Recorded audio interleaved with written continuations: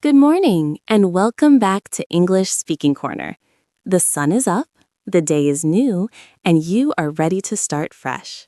I am Sarah, and I am so happy to be your guide this morning. Whether you are drinking your first cup of coffee, stretching in bed, or perhaps you are already on your commute, this is your quiet space to practice. And I am Mark. Good morning, everyone. It is great to be here with you. Today, we have a very special session planned. You know, Sarah, many of our listeners spend a lot of time listening to English. Maybe they listen to podcasts, or they even listen to English conversations while they sleep to help their brains absorb vocabulary. That is right, Mark. Listening is incredible. It is the fuel for your English engine. But there is a common problem that happens to almost everyone. You listen all night or you listen for hours, and your brain is full of English words. You understand everything. But then you wake up. You try to open your mouth to speak, and nothing comes out. Or if it does, it feels stiff, slow, and difficult. Exactly. It's like your brain is awake, but your mouth is still asleep. You feel tongue-tied. It can be very frustrating to understand so much, but feel like you cannot physically speak smoothly when the morning comes. So today, we are going to fix that. We are not just going to learn new words today. We are going to activate the English you already know. We are going to warm up your speaking muscles, just like an athlete warms up their body before a race. This is your 10-minute morning activation routine. By the end of this episode, you will feel loose, confident, and ready to speak English for the rest of the day. I love that idea. It's about moving from passive listening to active speaking. Shall we get started? Let's do it.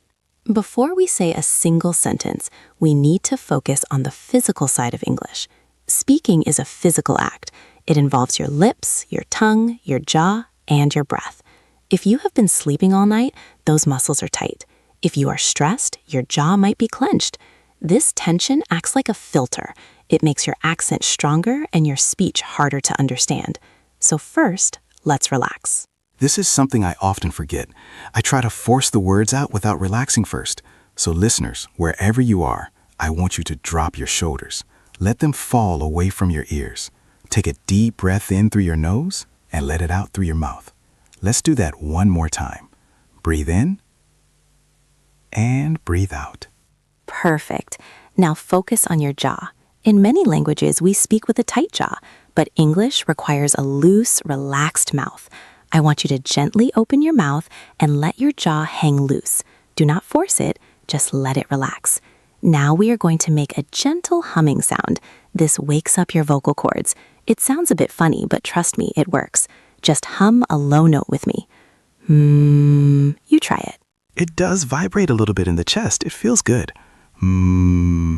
It's like turning on the engine of a car on a cold morning. You need to let it idle for a moment before you drive fast. That is a perfect analogy, Mark. Now let's stretch the mouth. English has many wide vowel sounds. I want you to smile as wide as you can, stretching your cheeks. Hold it. Now push your lips forward like you are blowing a kiss. Stretch. Now smile wide again and push forward again. This wakes up the muscles around the lips so you can articulate clearly. I can feel the blood flowing to my face now. I feel much more awake. Excellent. That's the goal. Now that our muscles are warm, we are going to start with phase 1 of our routine. This is called the internal monologue. The internal monologue? You mean talking to ourselves? Exactly. This is the safest way to practice English because nobody can hear you. It's low pressure. When you first wake up, your thoughts are usually simple. You are thinking about how you feel, what you need, or what time it is. But usually you think these things in your native language. Today, we are going to switch that internal voice to English. That is a great tip. If you can change your first thought of the day into English, you set the tone for the whole day. So Sarah, what is the first thing most people think about when they wake up? Usually, it's about how tired they are or the alarm clock. Let's practice a phrase for that moment when you first open your eyes. Listen to this phrase. I can't believe it is already morning. It's a common feeling. Listen again. I can't believe it is already morning. Mark, can you break that down for us? Sure. We use I can't believe to show surprise or shock. And notice how Sarah linked the words. She didn't say, it is already. She said, it's already. It flows together. It's already morning. Precisely. Now, listeners, I want you to shadow me. I will say the phrase, leave a pause, and I want you to say it out loud. Do not just think it, speak it. Ready? I can't believe it is already morning. Did you say it? Let's try it one more time. Focus on flowing the words together. I can't believe it is already morning. Great work. Now, what is the next thing we usually think about? For me, it is definitely coffee. I cannot function without it. So a natural phrase for your internal monologue might be, I need to get some coffee before I start the day. I relate to that one heavily. Let's look at the vocabulary there. To get some coffee.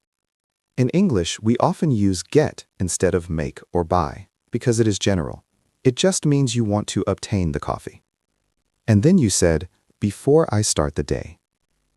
Yes, it implies that the day doesn't really begin until the caffeine kicks in. Listen to the rhythm. I need to get some coffee. The stress is on need and coffee. Listen again. I need to get some coffee before I start the day. Now you try it. Speak out loud.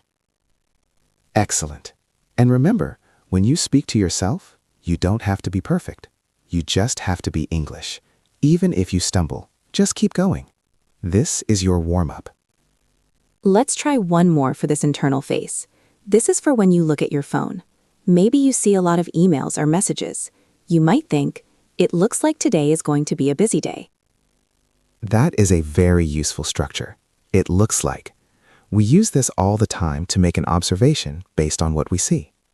It looks like it's going to rain. It looks like you are tired. Here we are saying, it looks like today is going to be a busy day. And notice the pronunciation of going to. In casual morning speech, we often shorten this. We don't always say going to. We often sound more like gonna. It looks like today is going to be a busy day.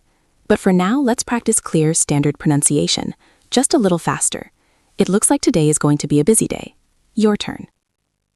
Very good. How did that feel? Talking to yourself is the first step.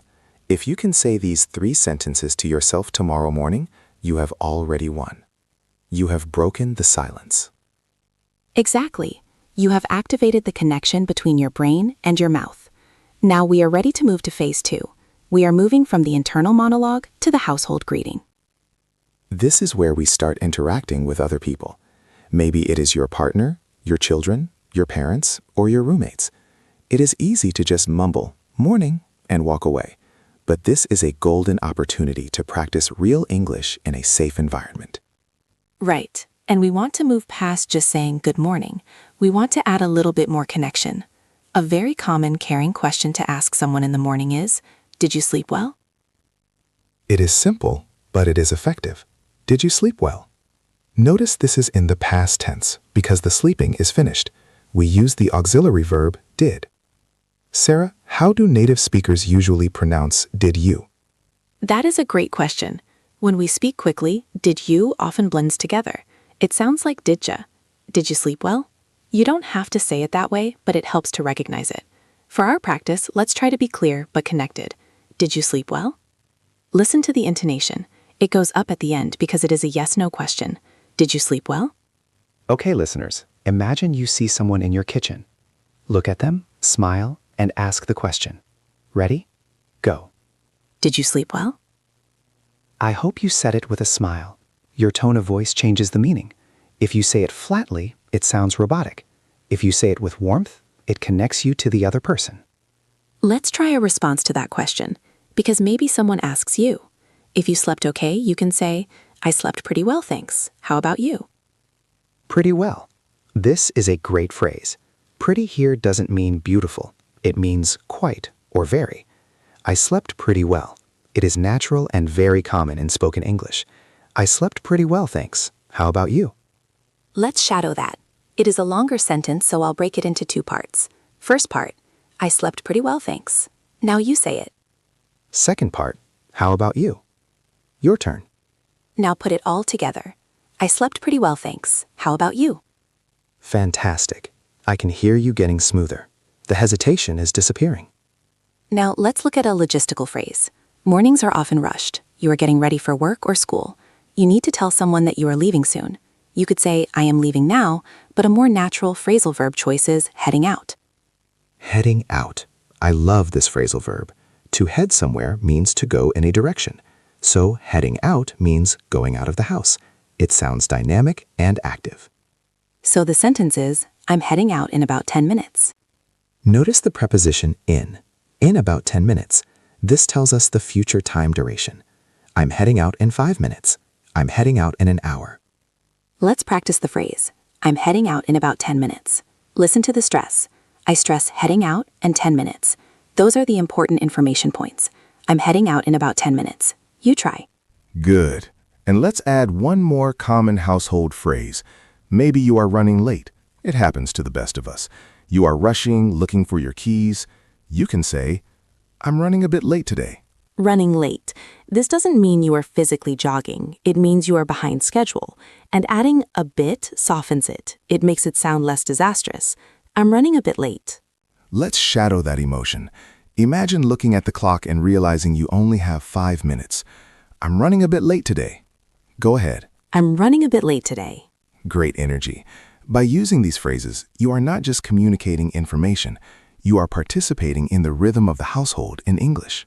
And even if you live alone, you can say these things to your pet, or even just out loud to the empty room. The point is to get used to the sound of your own voice speaking English in your home.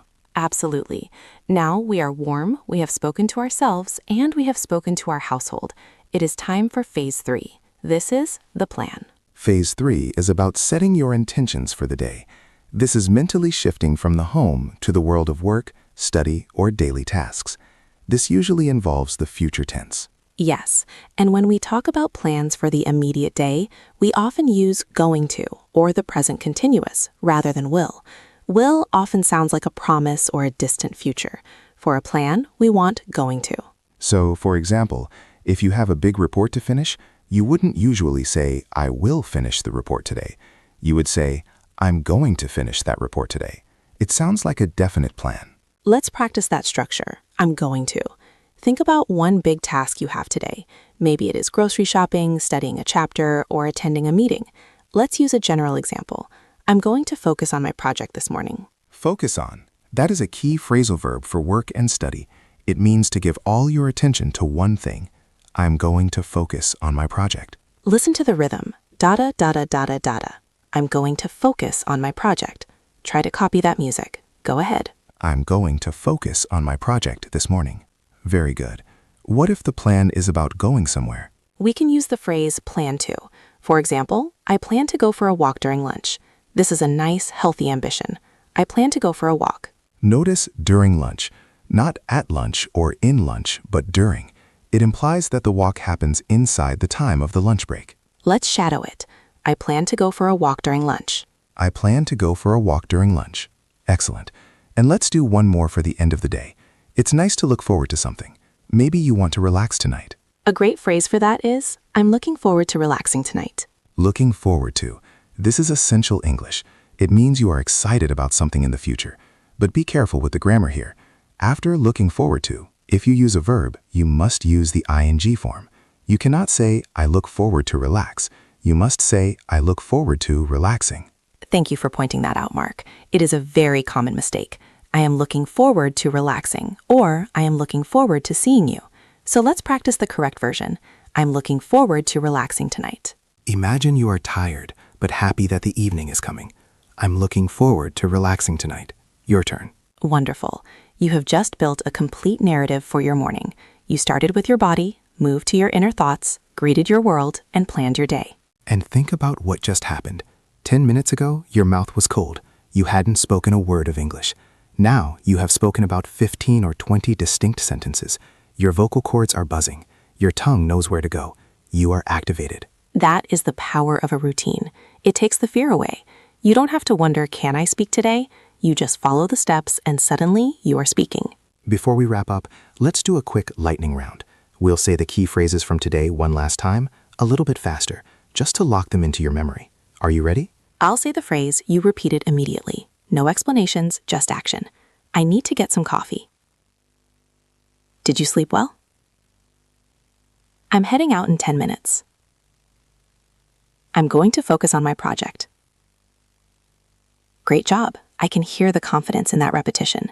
Now, I have a small challenge for you. This video is designed to be a companion. It works best if you use it more than once. The first time you watch, you are learning the phrases. The second time, you are mastering them. So, if you found this helpful, please consider subscribing to the channel. By subscribing, you can easily find this video in your subscription feed tomorrow morning when you wake up. Make us part of your daily routine. And here's your specific task for today. As soon as this video ends, I want you to take your headphones off.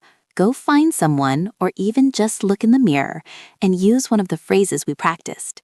Say, "I'm going to have a great day," or ask someone, "Did you sleep well?" Don't let the English stay in the video. Take it out into the room with you. That is where the real magic happens. Thank you so much for starting your day with us at English Speaking Corner. It is a privilege to be part of your morning. Keep practicing, keep speaking, and remember, small steps every morning lead to big confidence.